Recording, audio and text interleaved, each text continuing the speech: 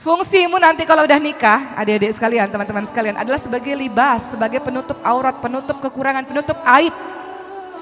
Suami istri yang dijedah tadi sedang bertengkar satu sama lain. Tiba-tiba suaminya sangat marah, lalu suaminya memukul wajah istrinya. Istrinya menangis. Lalu apa yang terjadi kemudian? Tiba-tiba di waktu yang bersamaan ada bel terdengar dari pintu rumah. Ketika istrinya membuka dalam keadaan menangis, ternyata orang tuanya istrinya. Orang tuanya bertanya, apa yang terjadi kepadamu wahai anakku? Apa yang terjadi kepadamu wahai anakku? Kalau itu terjadi pada ibu, apa yang ibu katakan pada orang tua ibu sendiri? Ibu, bapak, aku baru saja dipukul sama suamiku. Begitukah bu? Jujur, iya atau enggak? Aku baru berantem, itu suamiku itu luar biasa. Tadi masa mukul-mukul saya, makanya aku nangis bu. Begitu bu? Atau ibu katakan, ya Allah, ibu dan ayah, sudah lama aku rindu. Ini tangis kerinduanku karena berdoa selama ini kok lama gak ketemu ayah ibu. Tiba-tiba Allah kabulkan langsung. Sekarang ayah ibu ada di depan rumah. Tangisan ini bu, tangisan kerinduanku dan tangisan keharuanku. Karena Allah langsung mendengar doaku, ibu sampai ada di sini. Masya Allah, saya sangat bahagia sekali. Ibu bilang begitu gak? Bilang gak bu? Apa yang ibu bilang? Jujur, bohong dosa loh.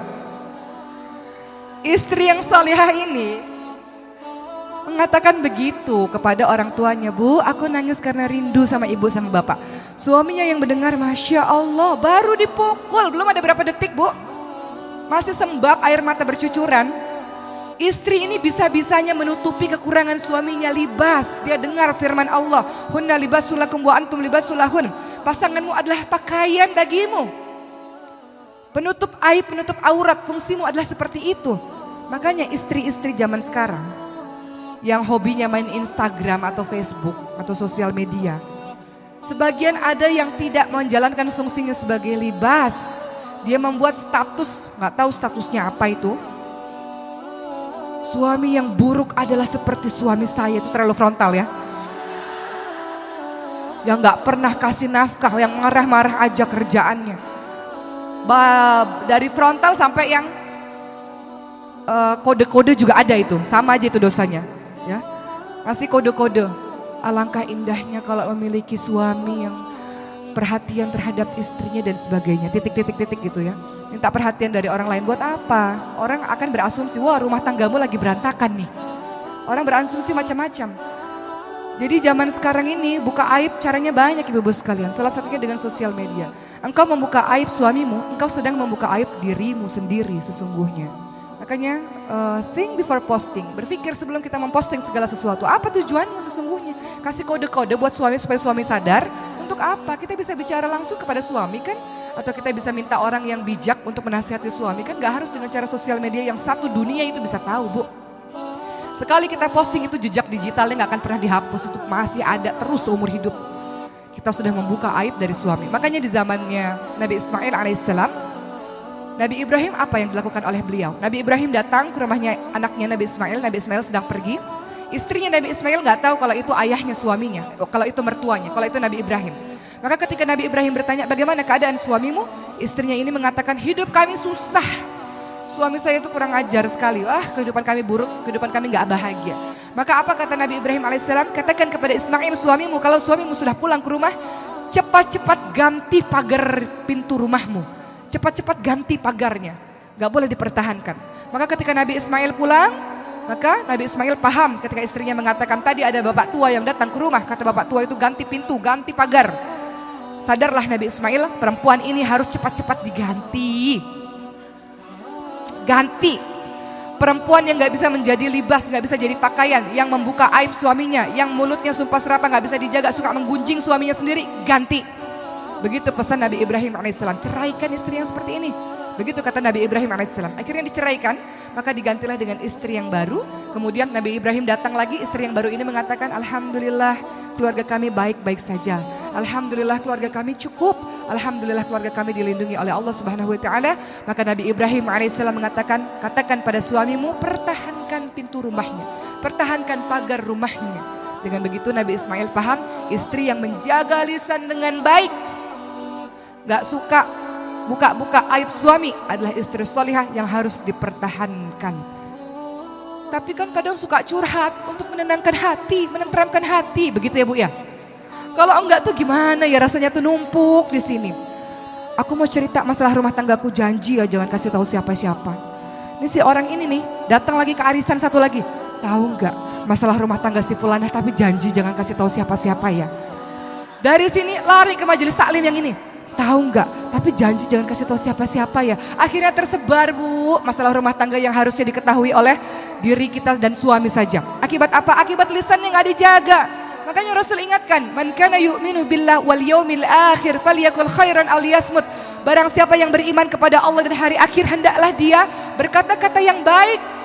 Walaupun tiap rumah tangga ada masalah, bener gak Bu? Apalagi ibu yang sudah berpuluh-puluh tahun menjalankan rumah tangga, udah gak tahu lagi deh tuh bagaimana permasalahan rumah tangga.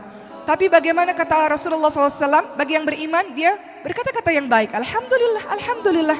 Walaupun dalam hati, oh ya Allah. Tapi keluarnya di hadapan orang, Alhamdulillah, Allah jaga insya Allah, mohon doanya. Kemudian kalau tidak bisa berkata baik, dia diam. Itulah akhlak yang terbaik dari mulut seorang wanita. Libas sebagai pakaian, dia menjaga aib suaminya, dia menjaga kekurangan suaminya. Adapun kalau ingin curhat, curhat kepada orang yang bijak. Jangan curhat kepada mantan pacar ibu-ibu sekalian. Aduh, udah ada masalah malah bikin tambah masalah. Gara-gara baru datang reunian, ketemu sama mantan pacar, CLBK, celebek, cinta lama belum kelar, cinta lama bersemi kembali. Hati-hati juga curhat sama ustadz-ustadz. Saya selalu di setiap ceramah saya mengatakan hal yang demikian. Boleh gak curhat sama ustadz? Boleh, tapi yang ringkas, padat, jelas. Jangan ibu curhat sepanjang hari, berjam-jam, telepon-teleponan, akhirnya. Selanjutnya terserah Anda. Ibu sih yang mulai goda-goda duluan. Jadi ibu datang ke pengajian, ya Allah ustadz itu keren banget ya, Masya Allah. Karismatik ya Allah. Giliran ustadznya sibuk dakwah, gak balas SMS ibu, ibunya baper. Hati-hati, ini bahaya ini. Makanya kalau seandainya kita memiliki masalah atau segala macam, curhat pada sesama perempuan atau sama laki-laki gak apa-apa, tapi singkat padat jelas. Betul-betul memang niat kita ingin meminta jawaban, bukan yang aneh-aneh. Karena syaitan itu bisa masuk dari pintu mana saja ibu sekalian. Syaitan itu bisa menggoda secara halus kita. Kenapa saya ngomong begini? Karena banyak kasusnya yang cerita pada saya. Saya datang ke kajian, kenapa ustadznya ganteng banget, karismatik banget. Nah itu bahaya. Jadinya gimana, godul basor tapi dengar suaranya udah deredek gitu. Nah itu bahaya juga, nggak usah datang kajiannya kalau gitu. Ya, ganti ustadz lain atau ganti pengajian lain. Hati-hati, cara syaitan macam-macam. Kemudian apalagi yang kita lakukan sebagai seorang istri kalau ingin menjadi seorang wanita terbaik, istri terbaik yang bisa masuk surga dari pintu mana saja selain menjadi libas, selain sabar tadi, selain menjaga pandangannya suami, selain taat pada suami dan menjaga diri ketika suami tidak ada beberapa hal yang harus ibu tidak boleh lakukan. Dalam surah Al-Hujurat ayat 12 disebutkan, Ya ayyuhalladzina amanu jtanibu katsiran minadh-dhonn inna ba'dadh-dhonni itsmun wa la tajassasu wa la yaghtab ba'dukum ba'dha. Wahai orang-orang yang beriman, jauhilah kebanyakan dari prasangka karena sebagian dari prasangka adalah dosa. Jangan suudzon, Bu. Kadang ibu suka suudzon, suka ngecek-ngecek handphone suami. Suami lagi ke kamar mandi, ini kesempatan bagi saya untuk mengecek, dia SMS sama siapa ya? Gitu. Kan begitu kadang, suudzon aja bawaannya.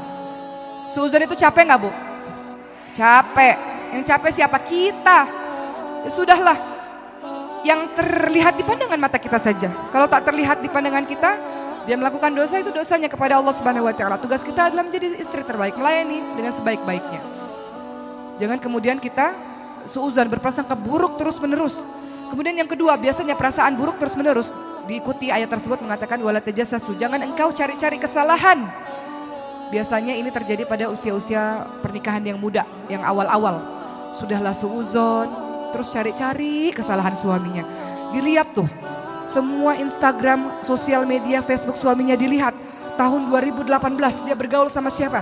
2017, 2016, 2015, 2014 sampai awal Instagram buka tuh kapan sih? 2000-an misalnya. Dia ternyata berteman sama ini. Oh ternyata ini temannya cari-cari kesalahan. Buat apa capek-capek? Itu sosial media dicek-cek terus menerus, DM dicek-cek terus menerus, sama siapa. Aduh, kita cari-cari kesalahannya sudahlah. Kalau di pandangan mata kita baik, insya Allah kita mendengar semua perkara yang baik-baik, insya Allah ya sudah. Kenapa kita sibuk untuk cari-cari kesalahan suami kita? Kecuali jelas ada buktinya. Beda. Kecuali jelas ada buktinya, kita lihat dengan mata kepala kita sendiri, buktinya memang sudah betul-betul nyata, itu lain hal. Tapi kalau masih prasangka, masih sibuk-sibuk cari kesalahan, untuk apa? Tugas kita banyak, tugas ibu rumah tangga banyak. Bener gak?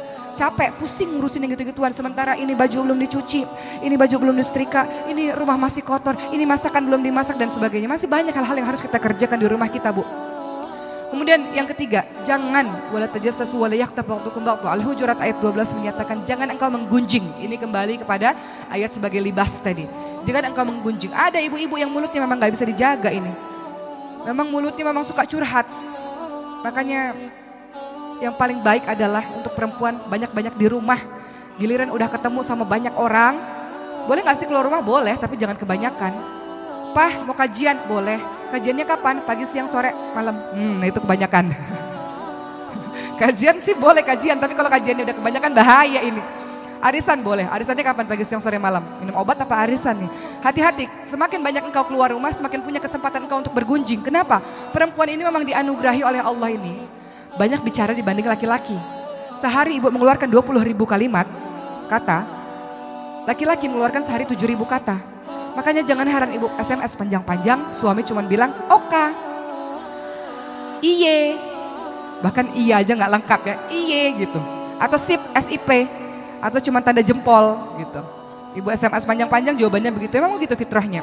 Jadi hati-hati, menggunjing salah satu yang membuat kita senang bergunjing kalau kita punya kesempatan berkumpul dengan berbagai macam orang setiap saat. Sehingga mudah kita untuk bergunjing teman-teman sekalian. Makanya dalam surah Al-Ahzab ayat 33 disebutkan waqarna fi buyutikunna, bahwa tempat terbaik bagi seorang wanita adalah di rumahnya sendiri. Di rumahnya sendiri. Jadi jadilah wanita-wanita yang betah di rumah. Boleh keluar rumah? Boleh dengan alasan yang syar'i, dengan izin dari suami. Namun ketika keluar rumah banyak mengandung dosa yang kau tinggalkan. Ketika ada perempuan-perempuan atau orang-orang yang mengaku beriman melakukan 3 perkara ini, mencari-cari suuzon, cari-cari kesalahan, kemudian dia menggunjing, maka ibarat ayuhibbu ahadukum ayyakula lahma akhihi maitan fakarihtumuh. Engkau seperti memakan bangkai saudaramu sendiri. Engkau seperti memakan bangkai suamimu sendiri. Makan bangkai jijik gak, Bu? Jijik. Perbuatan ibu adalah perbuatan yang menjijikkan kalau ibu-ibu melakukan perbuatan yang seperti itu. Hindari seuzon, hindari cari-cari kesalahan, dan hindari untuk menggunjing. Jadilah kita istri-istri, nasihat untuk saya juga seperti Siti Khadijah. Ibu, salah satu cara kita bisa masuk surga, selain kita melakukan 4 hal yang saya sebutkan di awal tadi, sholat 5 waktu, puasa di bulan suci Ramadan, taat pada suami, dan menjaga kesucian diri, adalah ridho suami terhadap kita, Bu. Ketika kita meninggal dunia, maka kita bisa masuk ke dalam surganya Allah. Maksud ridho apa? Suami merasa sangat-sangat kehilangan. Karena begitu taatnya, begitu nurutnya, begitu baiknya kita, sehingga ketika kita meninggal, suami ridho kepada kita bisa masuk surganya Allah. Suami merasa kehilangan, ada enggak? Atau kita lihat orang tua kita, atau ibu pernah mengalami ada temannya atau saudaranya, atau orang tua kita sendiri, ketika kita lihat ibu kita meninggal, ayah kita begitu terpukul, begitu rasa kehilangan luar biasa, ada enggak? Mungkin anak-anaknya enggak seberapa sedih, tapi bapak kita sedihnya luar biasa. Kenapa? Saking baiknya itu istri, jadi kehilangannya luar biasa. Ini adalah istri-istri yang masuk surganya Allah Subhanahu wa taala.